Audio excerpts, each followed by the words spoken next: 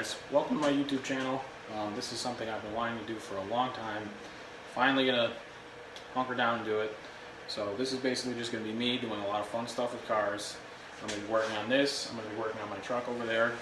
Road trips, off-roading, racing. We're gonna do a little bit of racing this summer probably. We're gonna do a little bit of wheeling. We're gonna do a road trip with this, hopefully to Myrtle Beach, probably late August. So this still needs a lot of work. It actually doesn't have a transmission right now. So for the first episode, I'm just going to take you on a walk around on this car because this is probably the most important thing for the series because my life revolves around this car. So let's get to it. All right. So here we have the power plant. This is a good wrench, 350. Bought this motor for about $1,400, brand new.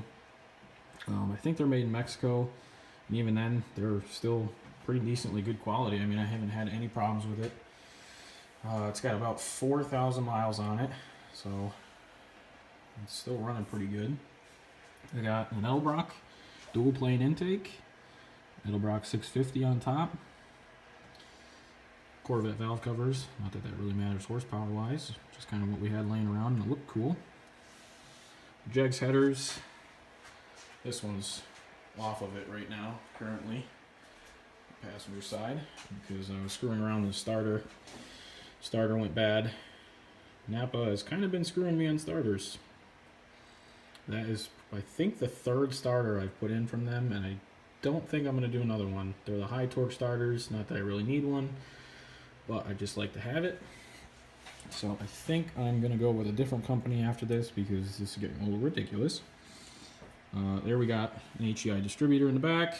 I actually got that from Ground Up Incorporated in Naugatuck, Connecticut, a long time ago when I still lived there. So that thing does a good amount of work. It's got power brakes, power steering. It's a pretty luxurious hot rod. I didn't want to leave the power steering or power brakes out when I'm going to try and race this thing. Hoping to do a little bit of autocrossing with it this summer. And then here's the exhaust system, which you can see it just turns out right behind the doors, but it's a glass pack, shorty, X-pipe. It comes right off the headers down there. It's pretty simple. It's really loud, anything over 3,000 RPM, and that thing is screaming, which it has 373s in the rear. It's a 4-speed, so it's just 1-to-1 fourth gear. And it's got 28-inch tires, so that thing does 3,000, 3,500, doing like 60, 65 miles an hour on the highway. It's awful, especially with that exhaust system. So I don't know whether that's going to get changed before the summer, but it might. If it doesn't, either way, it's getting new gears. So that's going to be happening, especially if we're going to be road tripping it all the way to Myrtle Beach at the end of the summer. It's going to need new gears. It's going to need a lot, actually. So here you can actually see the transmission. 4-speed. I've had a lot of problems with this. Setting up linkage, I am not good at it at all. I don't really know what I'm doing, because I'm more of a modern guy. I play with modern stuff. This is very old drag race muscle car stuff.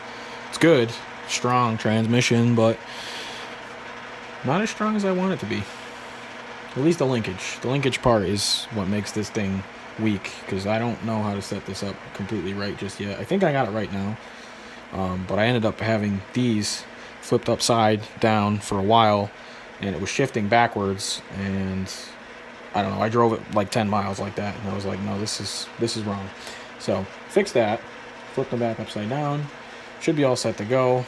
Resealed the cover because when she was, the woman that was rebuilding my transmission, I don't know, she screwed up something here, and these bolts were backing out, draining oil all over the place. These bolts were backing out, draining oil all over the place. Things were loose. It wasn't good, but that just goes to show you that that is a strong transmission because it ran with like no gear oil for a long time. So, all right, here's some very serious Novatech right here. 3rd gen Novatech. This is a 2-inch drop spindle. Can't tell you where I got it from. I think it might have been Classic Industries. Really good piece. This thing is really, really nice. It's supposed to be corrected camber and whatnot. Obviously, it's drop spindle, drops at 2 inches, just about. I used these on this car for a while, until I had an issue with my wheels here. So, I'll explain that to you. Here is about where this spindle would sit, something like that. Okay. On a stock spindle, the steering arm bolts on these 2 top bolts right here, very centered to the wheel. So when the steering arm comes out, it's pretty close to the center of the wheel.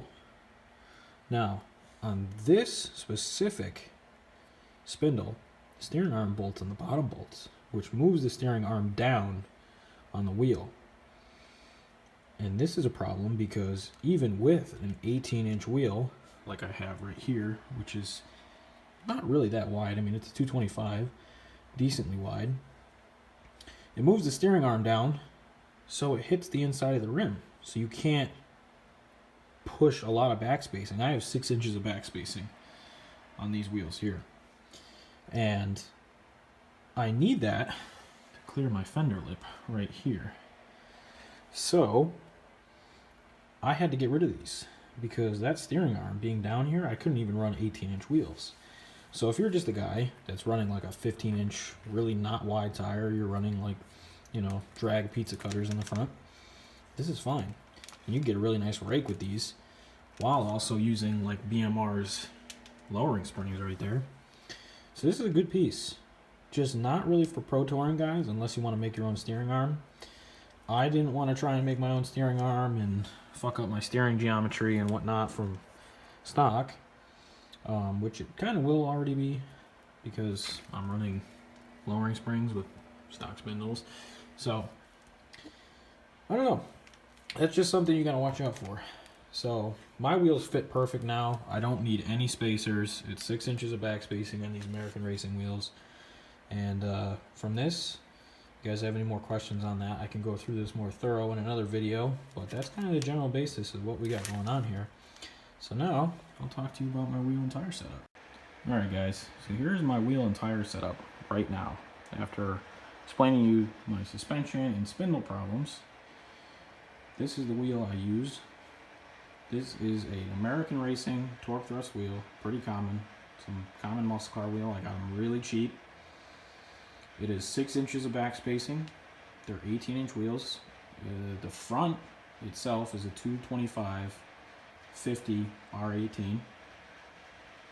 I have no spacers, which just fits right in that wheel well. Fits decently tight. As you can see, you know, decently wide. Definitely wider than factory. And then on the back, which you can kind of see way back there, on the back, we are running 245 55 ZR18s. So 18s front and 18s in the back. We do have mini tubs in the back of the car, which I will show you at some point in this video. They're Detroit Speed mini tubs, so we can fit up to a 315 tire.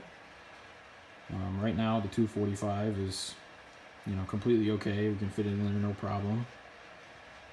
So now we can talk about the interior, or lack thereof.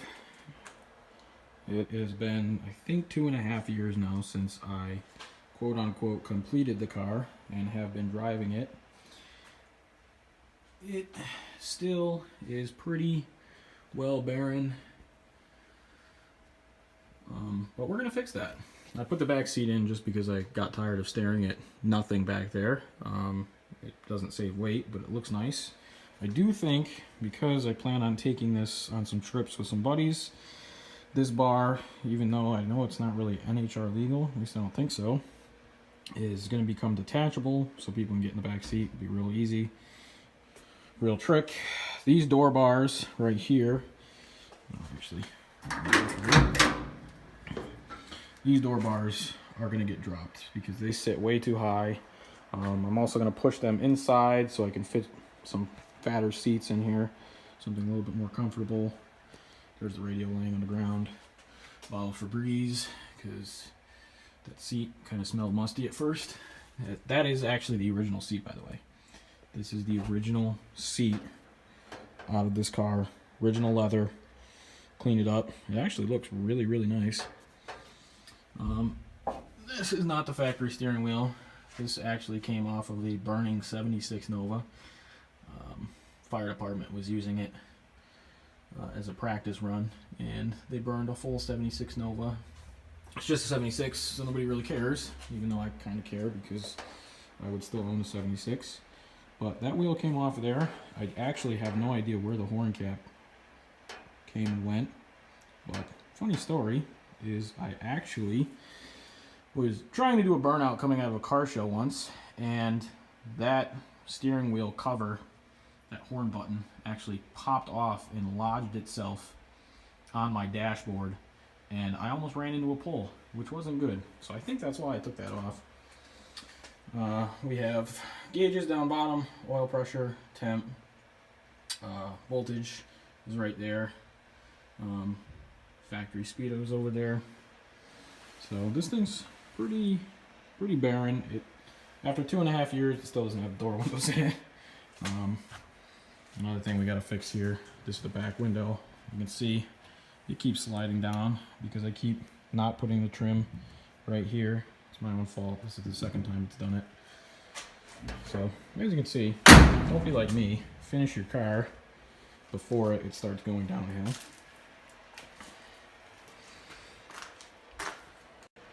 Alright guys, well that's just about it for this car. I could talk about it all day, but I kind of just wanted to give you guys the basics. What's going on with it.